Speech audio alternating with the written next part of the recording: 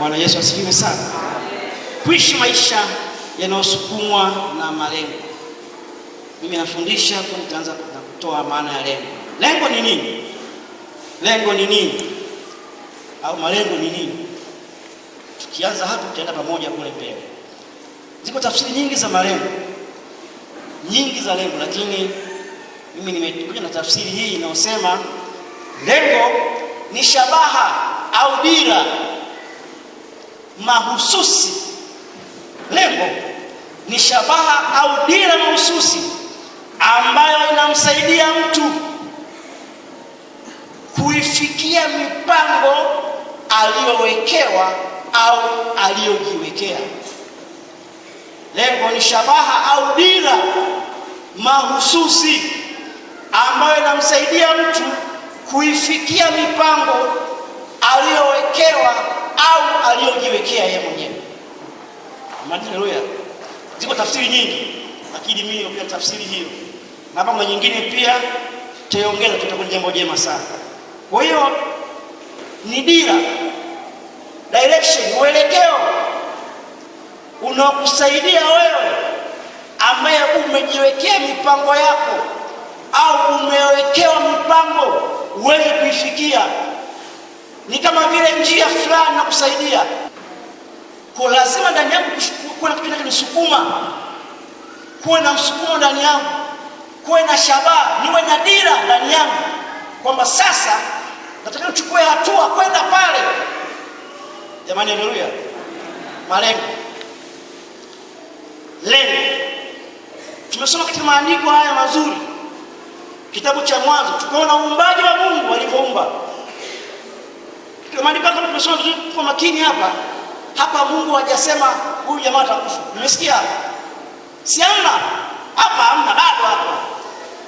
Baadaye kuna alivyoharibu ndo akasema sasa utakufa. Mpango na lengo la Mungu kwangu mimi ninapokuumba Mungu wanadamu ilikuwa atawale wanadamu milele na milele. Watawale tu. Huyu jamaa atawale milele. Huyu mwanadamu atawale milele. Ndio lengo, kusudi la Mungu kuumba wanadamu. Ukiwa unaishi kama kusudi, unaishi kwa lengo, unaishi na msimamo ndani yako, utajitambua na kufanya vitu vinavyoeleweka kwa Mungu wako. Sasa ndugu zangu, sisi hapa duniani wote tunapita. Tulienda njia, wenda njia itoro, tukukinda. Jamani sawa? Tukukinda. Uwa mahara na atali na mahara mekukinda. Uwa hera atali hera mekukinda. Umtupe sekere mekukinda. Siko? Untali numpimba mekukinda. Jamani sawa sawa? Lakini kupita kwetu hapa tunaishi maisha ambayo ndani yake lengo tunasukumwa nayo.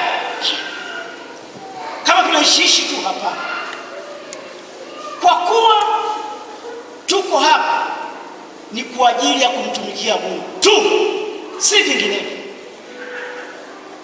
Tunamtumikia Mungu tukiwa duniani, si vinginevyo. Nini hapa mmefanya, mmetumika, mnaendelea kutumika, lakini kuna mwingine nakwambia tangu tumeanza shughuli mpaka leo hajafanya chochote na amefurahi na moyo una amani, ametulia bwerere. Kama kwa namna hiyo, wewe ni 0 mara 100. Jibu lake ni wewe 0 mara 100. 0. Singekuwa 100 nyingi, lakini mara 0, jibu ni 0. Kama katika nyumba hii ya Bwana hauna chochote cha kufanya mbele za Mungu, wala leo hii ni tarehe 25 mwezi wa 12, tunakwenda mwisho wa mwaka, tunafunga mwaka, bado siku hizo 5, mwaka ufungu. Yani hakuna ambacho Mungu anakikumbuka kwa ajili yako. Hakuna ambacho mtu mwingine, si Mungu, mtu mwanadamu anakikumbuka kwa ajili yako. yaani hujagusa moyo wa Mungu, hujagusa pia moyo nani? Moyo wa mtu.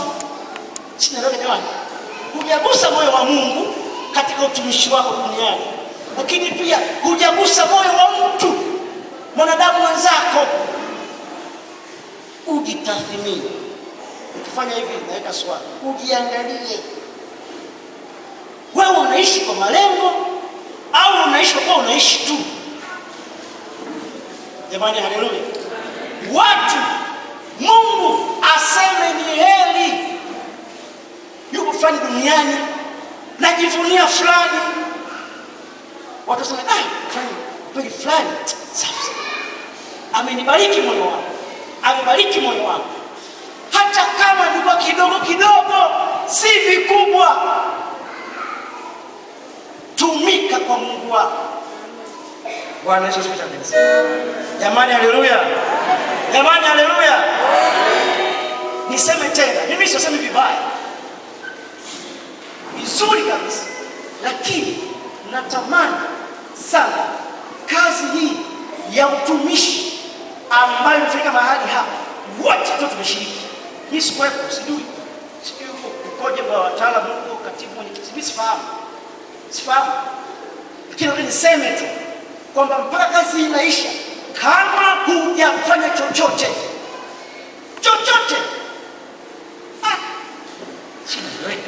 hujagusa chochote kwenye nyumba ya Mungu, kwenye utumishi huu, wewe una hasara kubwa. Nakwambia wazi kabisa, una hasara kubwa sana, wewe na watoto wako. Leo siku ya leo, kumbuka kwamba upo hapa kwa sababu maalum. Unaishi udhihirisho kwa nini upo. Mungu anataka uwepo.